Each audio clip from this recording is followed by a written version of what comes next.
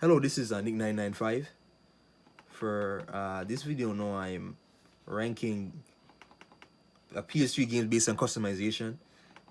And customization is kind of a broad term. Was mainly like when I think of customization, I think of um, like skins and cosmetics and customizing guns and all that or vehicle. Some games though, they don't. Some games are more limited in customizations. You don't really see a whole lot of customization anymore. But there are a few games in the past that really focus on they're really good at that customization, giving you like a many different layers to it. And if you're watching this, subscribe, share the video, please share all over. Um, comment down below. Let me know what you guys thought of the Crash Bandicoot series, which I just finished off. I'm now getting into the Metal Gear Solid 5 series, so please let me know. I'm only going to be doing 12, right? So like, because I forced to do all how many games this is, this like 55 PS3 games, I would take way too long. It would just take way too long. So 12, so I'm going to be going 12 down to 1. So 12 is basically Mortal Kombat 9. I'm gonna do 12 and 11 because they basically fall under the same boat where it's mainly customization of characters, right? So they give you cosmetics for these characters. There's Flashpoint Batman. There will be a classic Scorpion, and there will be the Dictatorship Superman, Red Sun Superman. There's the New 52 Superman. There's different iterations of Nightwing. There's Elseworld Flash. There's a Yellow Lantern Hal Jordan, which is pretty cool, you know. Oh, there's all these different customization options. But again, it's mainly for skins, right? It's just mainly for skins, and through the DLC of Mortal Kombat 9, you had extra characters, right? So it's it being a fighting game, like it adds the extra characters, like it adds an extra 6 characters to the roster. Pretty cool. What? Yeah, mainly skins. That's what it is. Mainly skins, and I think in Mortal Kombat 9 you can customize your moves, customize the controls to adjust to a character play styles or whatever, something like that. But yeah, that's it. That's it. A total of 11. So mainly skins. The next two are basically same idea, but a bit more in that.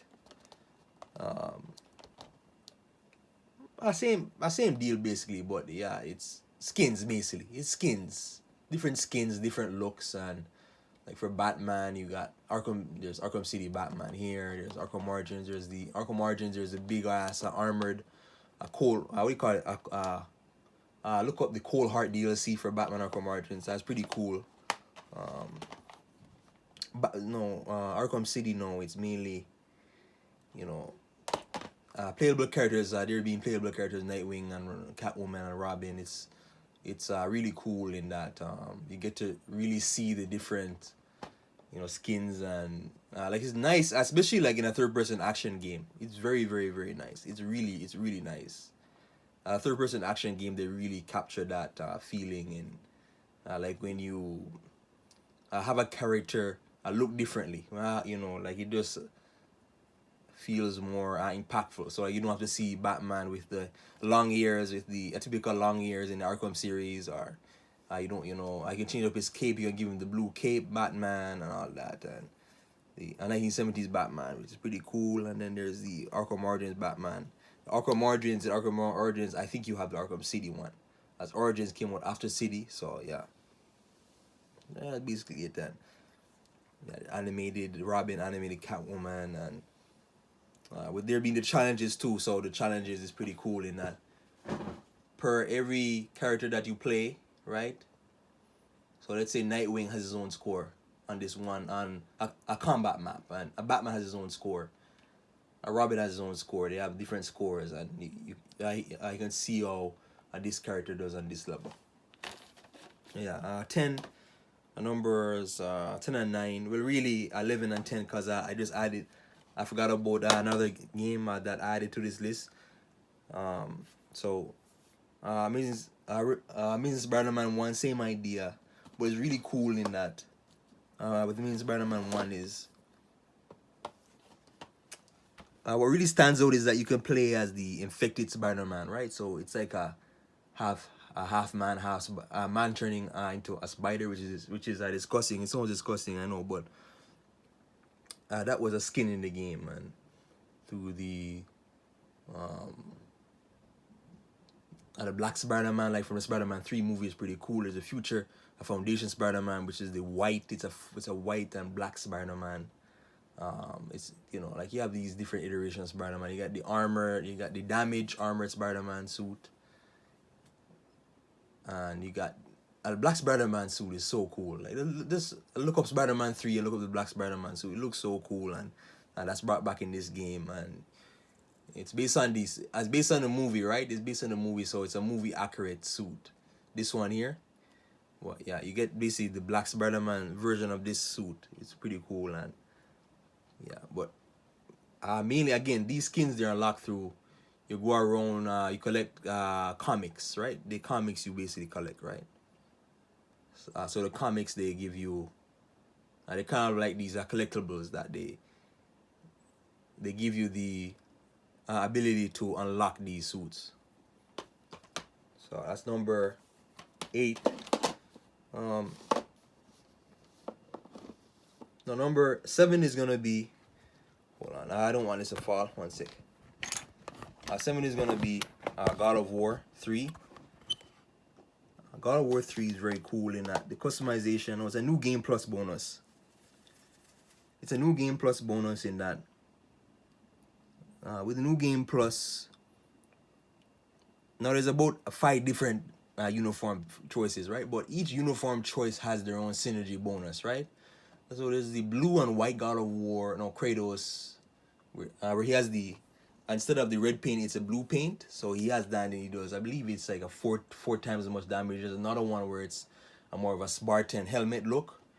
That one is like, I believe it's some sort of infinite magic. And then there's another one where enemies will reduce damage. So with each costume, replaying the game, a new game plus, they all have their own bonuses. And yeah, but it's only new game plus, so you can't play like on a super hard difficulty, right? And it's very, very, very hard difficulty. You can only play on like a normal or hard difficulty. So yeah, but it's very that's very unique. You don't see that in games where each skin will have their own, or cosmetic will have their own synergy bonus. I don't see that much in games. Now 6 is Modern Warfare 3, as you guys know. You guys know really any Call of Duty game for PlayStation 3, 360. Really any. Black Ops 2, Black Ops 1, Advanced Warfare. It's mainly any, but really with Call of Duty, Modern Warfare, your gun could look completely different from another player that has the same gun, like with scope or what have you, like the barrel could look different, the stock could look different, and all that. The scopes, the optics, so basically any Call of Duty game, you guys know, when you customize the color of the gun. And even with the new Modern Warfare reboot, there's even which I don't understand why the operator, you can make your character look different, but I don't see the big deal because it's a first person shooter. I can't see the character as you play, right? So but yeah, it's mainly like, what's really cool is that it's so cool in that, like, it adds so much to that feeling of a gun customization, which I want to go into more, which goes more into detail, and the next game after the next game I'm gonna talk about. But yeah, gun customization and coloring and camos for guns, that's basically it. Next one is gonna be 5 Midnight Club 4. Midnight Club 4, which is Midnight Club Los Angeles Complete Edition. You customize the car, right? You customize the color of the car, the front of the car, the back of the car, the side of the car, so you can make the car look completely different, right? But obviously you gotta have lots of money and some sort of point system, so you gotta win more races to get more money, and then you customize the car, and then which the more expensive, the more higher the tier of the car is, the better able it's how was it again? No, the more expensive each customization is. So like, if you customize the bumper, it's gonna be more expensive for, let's say, a Lamborghini versus a car like this, Mitsubishi. But yeah, so just more expensive, and like you really gotta keep track on what you're buying, because with each attachment to the car, right, or whatever, or change to the body shape of the car, some changes will negatively affect the performance like of the car. Like it'll make it move slower, or something like that. Acceleration won't be as much, or turning will be harder, or something like that. So you gotta watch the you gotta really pay attention to what you're spending your resources into. I'm in that club 4. I know I forgot a game. Another game I forgot, but we'll have to do like some sort of honorable mention. Hitman Absolution is number 4 now. Absolution is very cool. Oh, actually, you know what? Okay, I think I know what happened. But yeah, Absolution is pretty cool in that the customization is its own mechanic in the game, but it's more of a disguise, right? So every dead body you kill, you're able to take on that dead body's disguise, whether it be I kill a chef or a bodyguard or whatever. There's so many different, there's even one where you go to this a gun store and there's like a gunslingers. You can take on a gunslinger type uniform. You can take on a doctor. I believe there's a doctor uniform. So it's pretty cool, right? And he's like the master assassin, right? So he can kill a body without. You can kill somebody without that person being aware of his presence. But really, yeah, it's just mainly looting uniforms from dead bodies, right? And through that, like that's how you play the game, right? That's how you play the game, because people aren't gonna be as suspicious as when they see you in, some sort of a civilian uniform. But yeah, it's really cool. And then you use instinct where you can you make it less likely for people around you to be suspicious of you, because they're gonna be like, who's this guy? But like with instinct, they're less likely to question you, right? But yeah, that's basically the customization, and different weapons as well. Like lots of different weapons in the game. Tons of weapons, tons. Next game is gonna be now. I made a mistake, but no, like I have to add another game, but really a Ghost Recon Future Soldier. With a Future Soldier now, it's basically like like a big detail of how you customize a weapon, right? Let me just find the game right here. I missed the game. I can't believe I missed another game. Here we go. Ghost Recon Future Soldier. Now, it's probably the best gun customization that I've seen in the game. And it's a first-person shooter, right? So, no, a third-person shooter. It's third-person shooter. I believe you can switch between third person or first person, but it's mainly a third person. So you can, let's see if you have a sniper rifle, then the camera will show you like some sort of a 3D version like of that sniper rifle taken apart. So you can, there's different sets for, let's say, like the scopes, right? So like you go through different scopes of the sniper rifle, and the barrel will look completely different. So you can make a sniper rifle look like an assault rifle. You can make an assault rifle look like a carbine, or whatever you are. A machine gun look like an assault rifle or something like that. So yeah, and then with everything too, they have you can make the gun more lighter weight, and with certain attachments, right? Like the under barrel or whatever. You make it less recoil or whatever, or the stock will be shorter, right? Make it more lighter weight. You can run faster, like with the weapon. And yeah, and you can give the weapon, like what's really cool is that you can give, the AK-47, right? Then the stock or the ammo magazine, you can give it that big, huge octagon magazine, which is pretty cool on AK-47. It's so cool. So yeah, like the three-dimensional, like it takes the gun apart, right? The gun is taken apart like in midair, and then as you go through this weapon bench, you just swipe through the optics and whatever. There's different optics and attachments. I can really make the game the gun look different. You can really, really, really make it look different. There's an app on this. Look up an app, like for iOS mobile. Like just look up the app where it's Ghost Recon Future Soldier customization. It's so cool. It's really, really, really cool. Next one is gonna be now GTA 5. GTA 5 is mainly, there's tons of customization now. You know, this is complex, really, really, really complex. You guys know GTA 5, so I'm not gonna go much into it, but with it being like one of the most popular games ever, so customization of cars, like same idea as Midnight Club. It's like a Midnight Club 4, right? But like, there's tons of different, but like it even goes into more detail with Midnight Club being a Rockstar game. Midnight Club 4, it's an older Rockstar game, but with this one, it's more. It expands on that since it's a newer Rockstar game, relatively newer than Midnight Club 4. So yeah, it gives you more bumper options, more, you know, for the back of the car can look completely different, and the side of the car, the body shape of the car, and there's tons of colors. There's endless amount of colors, right? With every car, there's no limit to. Every car has, you know, like there's chrome colors, there's metallic colors, there's matte colors, there's different types of shade of colors and all that. There's so many different, all different colors on the rainbow you can put on. And with guns too, there's the same thing too. Right? Same thing, attachments, optics, and all that. But it's too bad that you know, I kind of felt like for this game they would add more guns per class, like add more different, add more variety of shotguns, or add more variety of assault rifles. I think they did it with DLC, but and then you know, what really takes the customization is how you make your character look, right? So you know, you can make, there's so many different types of options. You can put Franklin in basketball gear, which looks cool. You can look up the Easter egg where Walter White, you can, no, not Michael, the main guy in it, right?